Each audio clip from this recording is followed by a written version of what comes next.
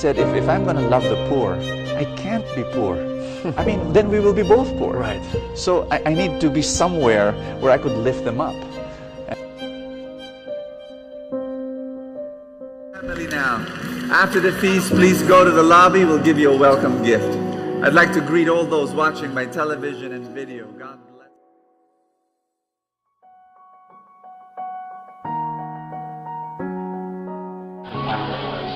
Yeah. Well, in terms of service, when I was a kid, 13 years old, I had this prayer group leader. She's the mother of 6 kids, and she was the one who, saw me, the youngest in the group, and she was the one who said, God wants you to serve, God wants you to preach. And I didn't know what she saw in me, but she just said, I was praying one day and God said that you're going to preach. So I look up to her also as my spiritual mother. She was the one who gave me a break. She was the one who said, why don't you preach next Friday?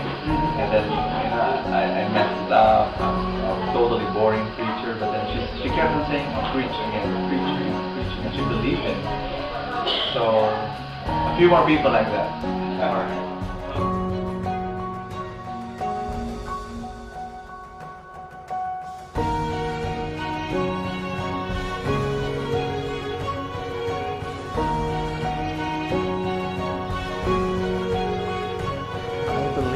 Charisma Conference is for you.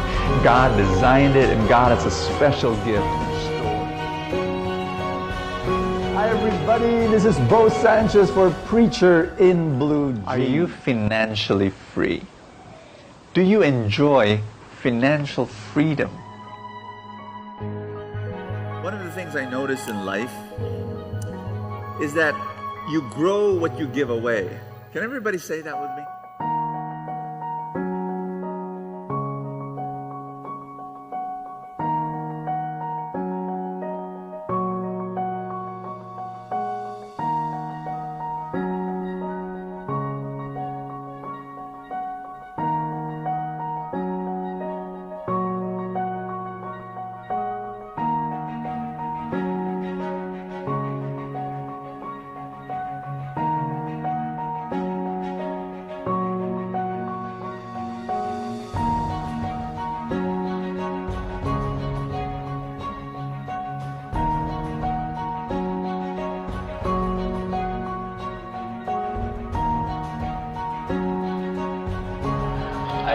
I believe that, money is not the most important thing in the world, but it affects every other important thing.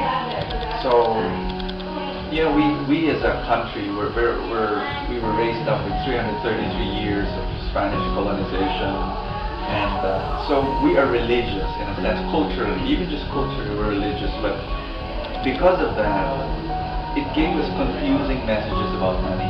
Money is bad, to become rich is bad, to put up a business is not a very decent thing to do. So that's where I'm coming from. Being a person who is spiritual, I can speak that message to the Filipinos and say, no, you can actually become rich and think about money and be a very good person. You can, in the same way that your parents taught you. It's funny, our parents taught us, study well so you become intelligent. Be healthy in your body. Develop some skills. But they never told us to be rich. But what's the difference between intelligence and money, talent and money? They're all resources that you can decide to choose whether you're going to be selfish about them or whether you're going to share it to the world. So I'm hopeful. I really hope this is a campaign, it's a crusade of mine, teaching people financial wisdom.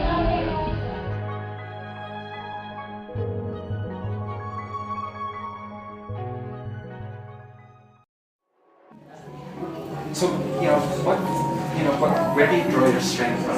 Right? It's not easy. Some of your advocacy is not something that is very collaborative. So, how do you muster all the energy to still have the strength? It comes ultimately from a relationship with God.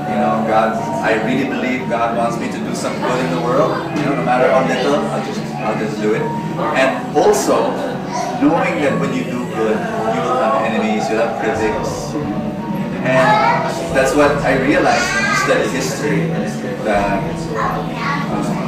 there is no great thing in this world that you will do without any opposition.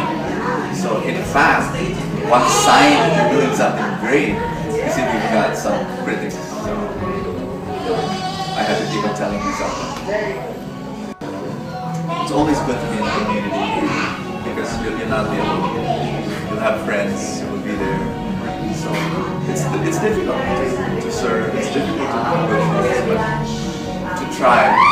But if you have a good group around you, you kind of like say, okay, let's do it together.